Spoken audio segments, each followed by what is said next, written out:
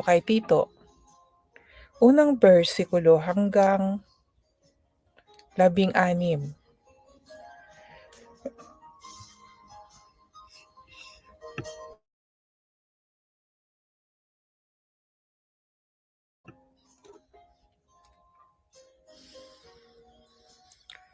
Mula kay Pablo, na lingkod ng Diyos at apostol ni Hesukristo. Sinugo ako ng Diyos upang patibayin ang pananampalataya ng kanyang mga pinili at ipaunawa sa kanila ang katotohanan tungkol sa uri ng buhay na katanggap-tanggap sa Kanya.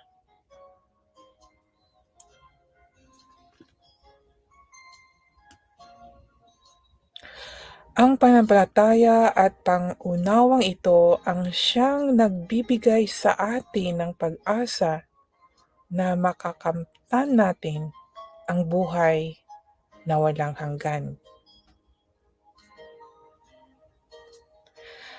Ang buhay na ito ay ipinangako na ng Diyos bago pa man niya likhain ang mundo. At hindi siya nagsisinungaling. At ngayon na nga ang panahon na tinakda niya upang maihayag ang kaniyang salita tungkol sa buhay na ito. At aking ipinagkatiwala at sa akin ipinagkatiwala ng Diyos na ating tagapagligtas ang pangangaral ng salitang ito. Mahal kong Tito, aking tunay na anak sa iisang pananampalataya, sumasa iyo nawa ang biyaya at kapayapaang galing sa Diyos Ama at sa ating tagapagligtas na si Kristo Jesus. Iniwan kita sa Crete upang tapusin ang mga gawaing hindi ko natapos. Gaya ng bilin ko sa iyo na pumili ng mga mamumuno sa iglesia sa bawat bayan. Piliin mo ang may magandang reputasyon. Isa lang ang asawa at mga anak ay mananampalataya at hindi napaparatangang magulo o matigas ang ulo, sapagkat kailangan maganda ang reputasyon ng isang namumuno bilang tagapangasiwa sa gawain ng Diyos. Dapat ay hindi siya mayabang, hindi mainitin ang ulo, hindi lasenggo, hindi basagulero, at hindi gahaman sa pera. Sa halip ay dapat bukas ang kanyang tahanan sa kapwa, maibigin sa kabutihan, marunong magpasya kung ano ang nararapat, matuwid, banal at marunong magpigil sa sarili. Dapat ay pinaghahawakan niyang mabuti ang mapagkakatiwalaang mensahe na itinuro sa kanya upang maituro rin niya sa iba at maituwid ang mga sumasalungat dito, sapagkat marami ang hindi naniniwala sa aral na ito. Dahil lalo na ang mga grupong ipinipilit na magpatuli ang mga mananampalataya. Walang kabuluhan ang kanilang mga sinasabi at mga mandaraya sila. Kinakailangan pigilan sila dahil nanggugulo sila sa mga sambahayan. sa pangangaral ng mga bagay na hindi naman dapat ituro.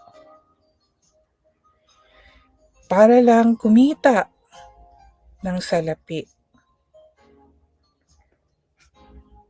Isa mismo sa kanila, isa mismo sa kanilang mga propeta ang nagsalita.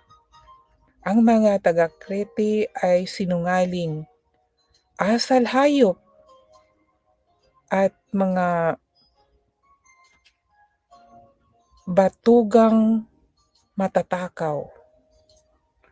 Tama ang kanyang sinabi, kaya mahigpit mo silang pagsabihan upang maging wasto ang kanilang pananampalataya at huwag nang pansinin ang mga kathang-isip ng mga Hudyo o mga kautosang gawa-gawa lamang ng mga taong tumalikod sa katotohanan. Sa mga malilinis ang isip, lahat ng bagay ay malinis. Ngunit sa mga marurumi ang isip ay hindi sumasampalataya ay walang anumang malinis. Ang totoo, narumihan ang kanilang isipan at budhi. Sinasabi nilang kilala nila ang Diyos, ngunit hindi naman makikita sa kanilang mga gawa. Sila'y kasuklam-suklam, masuwayin at walang mabuting ginagawa. Amen. So ito po mga kaibigan, ang una nating matutunan dito. Sana po sa pagbasa ko ay meron po kayong natutunan or meron kayong maisip na sa pagpunta nyo po bawat pag-attend ng mga service or misa o anumang pagpupulong na ang pinag-uusapan ay ang tungkol po sa ating pananampalataya, no? Na meron po kayong makitang parang hindi hindi siya ang tunay na namumuno, kasi ang binabanggit dito, ang topic dito na sinasabi ni Pablo sa sulat na babalaan or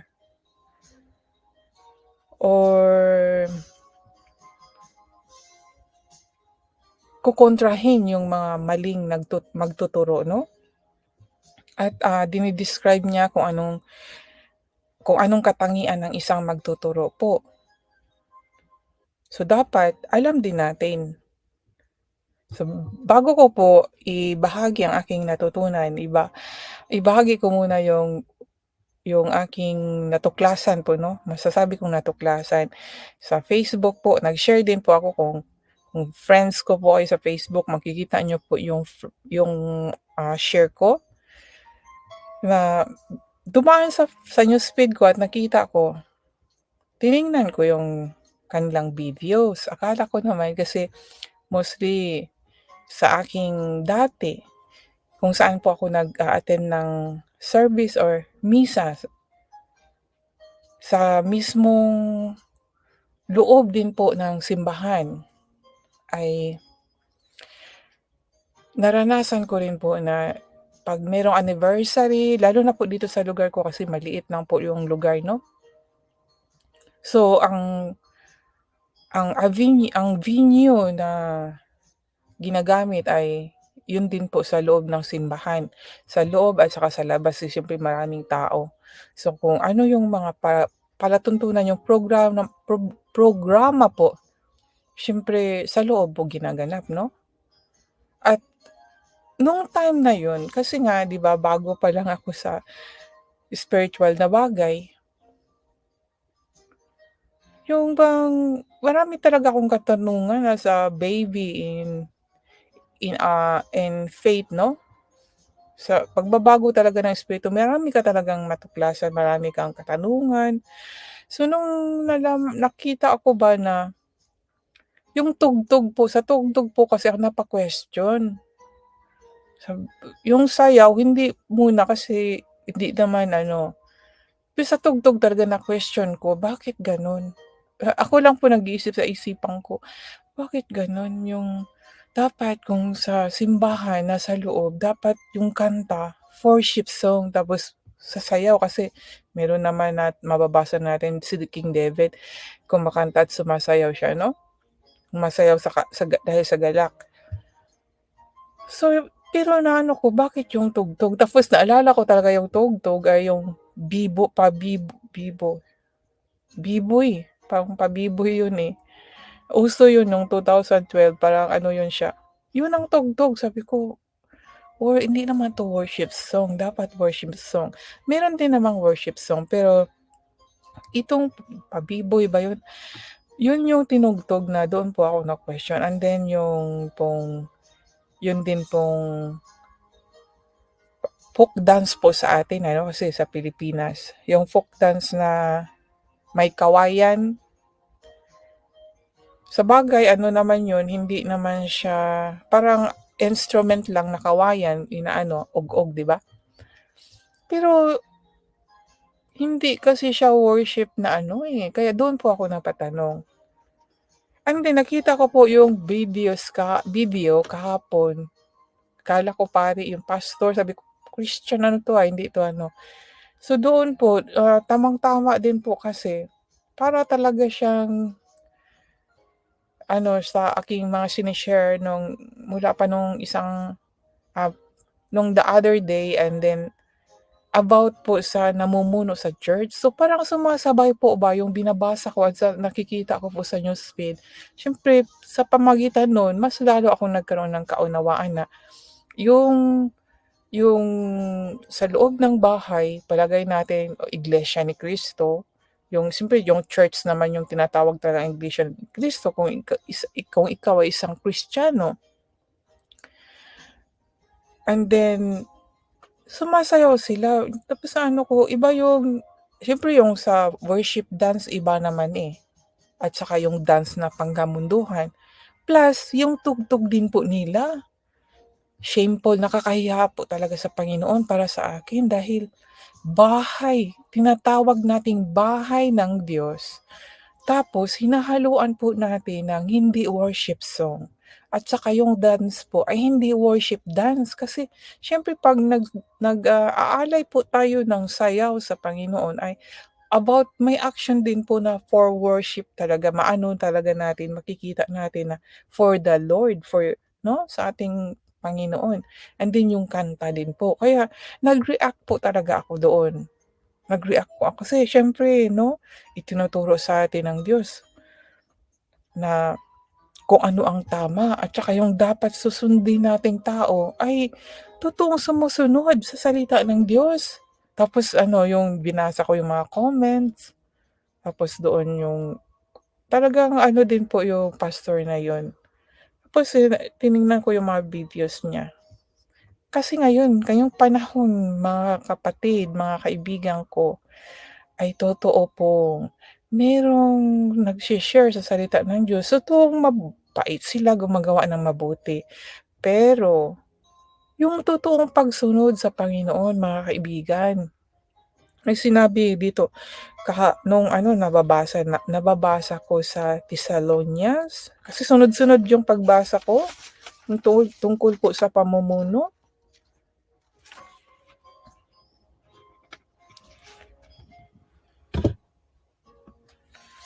Yung tungkol sa pamumuno nabasa ko sa mula pa sa Thessalonica, and then sa Timoteo, and then dito na naman po sa Tito, yung tungkol po sa pamumuno.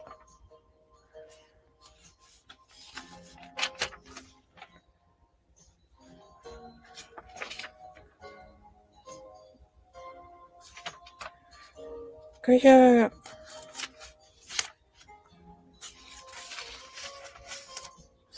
dito sa 1 Timoteo chapter 3 verse 1 to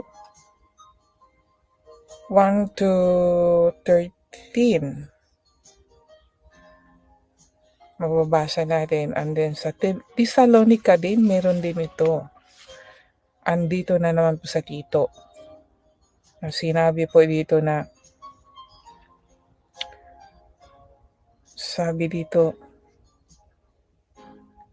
piliin mo ang magandang reputasyon. At ito, sabi pala, gaya ng bilin ko sa iyo na pumili ng mga namumuno sa iglesia na na bawat, ano ba yan? Sorry. Iglesia sa bawat bayan. Okay.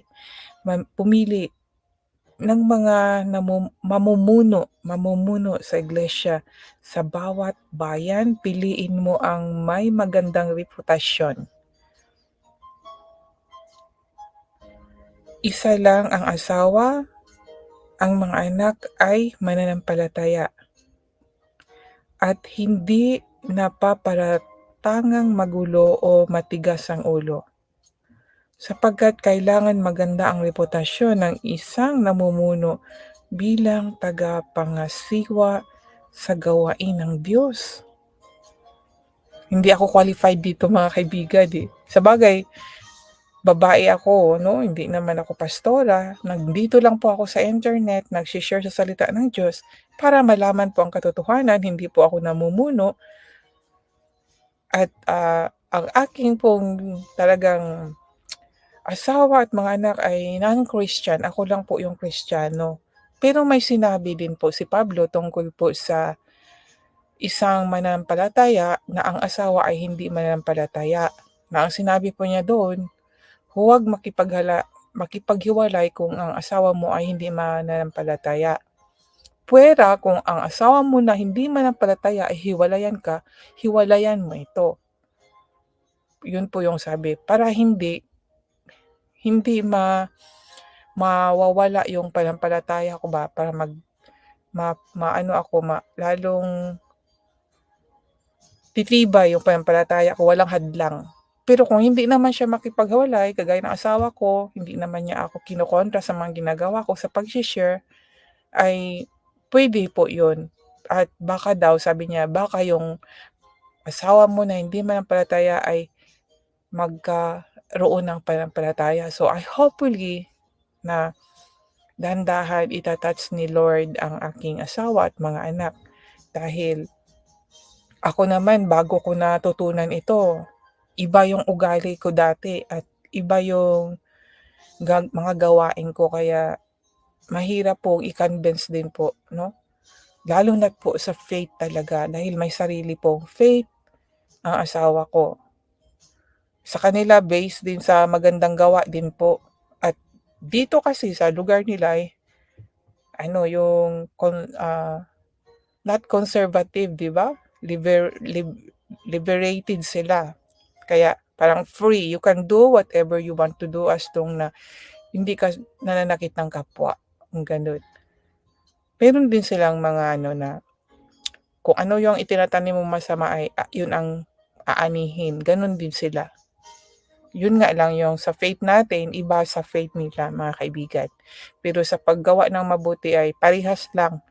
Kung sa pagturo ng 10 Commandments ay parihas lang din sa kanilang mga Kasi yun nga yung basic nila eh. Bata pa lang yung mga bata pa lang yung mga anak. Yung anak natin ay nasa mga bata pa. Tinuturo ay mabuting gawain, mabuting basta mabuting attitude, ganun po ang itinuturo sa paaralan. Tayo po ay mabuting gawa din, ganun. Pero yung faith natin kay Jesus Christ. At yan po ang hindi nila naunawaan kung bakit gusto ng Diyos malalaman ng buong tao ang tungkol po sa kaligtasan, tungkol po sa kay Jesus Christ. Lahat ng tao kasi kailangan magiging born again in spirit, na hindi na magiging bulag sa espiritu na bagay. Yun po yung pagkakaunawa ko, mga kaibigan. Pero yung iba kasi, syempre, gusto nila yung malawak na daan, free, can do yung enjoyment dito sa mundo at hindi natin 'yan masisisi kasi 'no, part of this world.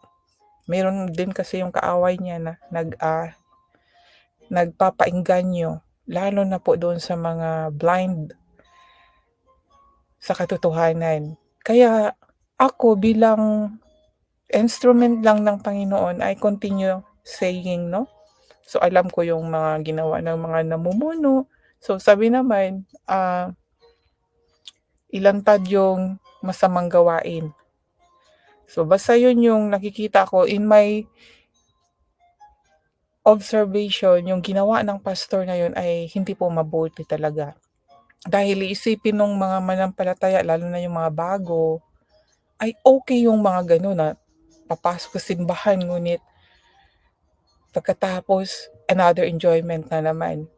Yun po yung sinasabi ko na hindi itinuro ang totoong pagkakaroon ng relasyon or connection yung ating kaluluwa po na kailangan mag-connect po sa espiritu ng Diyos. Meron tayong espiritu. Itong espiritu natin kailangan mag-renew, magiging totoong totoong mula sa Panginoon dahil dalawang klaseng espiritu po. Sabi nga may mga espiritu mula sa tao 'no, yung mga nangamatay, pero para sa'kin, para hindi po tayo maligaw, dalawang espiritu lang, bad and good spirit. So, kailangan 'tong espiritu natin ay magiging renew, anak ng Diyos. Ayon sa Bible na ang ating espiritu nung nasa sinapupunan pa tayo ng ating ina, ay mula na sa Diyos. So 'pag namatay tayo, ang ating espiritu automatically diretso sa Diyos. Kasi sa kanya ay nanggaling. Ang ating kaluluwa, po ang ating pag-iingatan na kailangan mag-renew itong kaluluwa natin, itong puso't isipan, 'di ba? 'Yan yung pagkakaalam ko sa kaluluwa. Ano ba ang kaluluwa? Yung pagkakaalam ko, ito yung damdamin natin, yung feelings natin is part of our soul and mind. Yan po, yan silang gumagana. So, kailangan itong espiritu and kaluluwa ay magkaisa para walang contradiction inside us. Kaya kung hindi po ito natin matutunan ng katotohanan tungkol dito, magkakaroon talaga ng emptiness. Yan po mga kaibigan. Bakit gano'n? Lalo na kung ikaw ay pinili ng Diyos dahil may pinili. Lahat po tayo pinili. Pero yung mga pinili, yung iba ay sa Bisaya pa nagpalingog-lingog. Nakakita, nakadungog, nakarinig, pero hindi pinapansin. Kaya hindi na-develop baga, no? Kaya mga kaibigan, tingnan niyo pong mabuti kung ano pong uri ang inyong namumuno o yung mga taong nangangaral sa harapan ninyo po mga kaibigan, dahil ngayon ko lang po talaga nalalaman na sabi ang karapat-dapat na nabasa ko yun sa Psalm chapter 24 na sabi doon na sino ang karapat-dapat po tumuntong sa bundok, ano yun, and then tungkol po sa pagseserbisyo. Kaya doon po ako na ano din, hala may ganito pala, talagang dapat pala talaga ang isang taong mangangaral sa Panginoon yung nasa gitna, sa harapan 'no, ay isa talagang holy person. Pero sabi dito ni Pablo na merong mga gano'ng tao na nagsasalita, mga gahaman ba mga kaibigan, lalo na gahaman sa pera. Sabi dito, kinakailangan pigilan sila dahil nanggugulo sila sa mga sambahayan sa pangangaral ng mga bagay na hindi naman dapat ituro para lang kumita ng salapi. Yan po mga kaibigan, hindi po yan sa sinasabi-sabi, meron din po yang mga ganong tao. Hindi lang natin alam kung sino, pero meron kasi kung anong nakasulat dito sa Bible, nangyayari at mangyayari. Dahil may mga tao, lalo na yung mga matatalinong tao, na wala naman silang banal na espiritu, meron lang silang knowledge, matalino sila, binigyan sila ng talinuhan. So, kahit pag-aralan nila ito ay malalaman din nila. So, they know how to speak. Kaya nga agree ako doon sa sinabi na ang ang fruits of the Holy Spirit ang hindi puwedeng mapagsinungalingan. Kasi yung fruits of the Holy Spirit, yung nasa Galatians chapter 5 verse 22, yun po yung tungkol sa peace, love, joy, long-suffering, and self-control. Siyam yan, eh. Yan yung pagkakaalam ko. Totoo pong hindi natin mapagsinungalingan dahil yung gift of peace na lang sasabihin mo, "I have peace," pero ang totoo, aburido yung ulo mo. You cannot lie to yourself. Sabihin mo, "Gagagalak naman ako, I have joy in my heart," pero lagi kang nababagabag, 'di ba, nagsisinungaling. Pero tama yung sinabi doon sa 1 Corinthians chapter 12 na yung gift of the Holy Spirit, yun pong prophesy, speaking in tongues, healing, miracle, pwede yang mapagsinungalingan. Bakit po? Umaayon ako dahil yung kaaway ng ating Panginoon ay gumagaya. Kaya may mga fake na gift na yan na gumagamit din po. Kaya yun po ang pag-iingatan natin. Yan po ay puwedeng ma-fake. Ngayon maraming marunong silang mag-speaking in tongues o in my experience merong iba nagpa-practice. Ang gift ay hindi siguro ipa-practice yan kung alam mo na binigay sa'yo yan. Pero kung hindi binigay sa'yo at pina-practice mo, hindi yan gift, kundi study, 'no? Yun po yung pagkakaalam ko mga kaibigan at puwede talagang ma-fake kasi maraming nagfe-fake, na sa iba kasing mga churches mas nire-recognize nila ang tao kung ito ay nakapag-speak in tongues. Yun po yung isa sa pagbabasihan nila na nasa kanila yung Holy Spirit. Kaya okey naman yung gift of the Holy Spirit kung talagang gift. Pero kung papraktisin mo siya para lang talaga sasabihin na meron kang banal na espiritu, fake na yon. Kaya agree ako doon na puwede pong, i-fake yung at meron pong fake na faith healer, 'di ba? Sabi gift, meron silang gift of healing na fake nila ang tao. Kaya mag-ingat po tayo mga kaibigan. So dito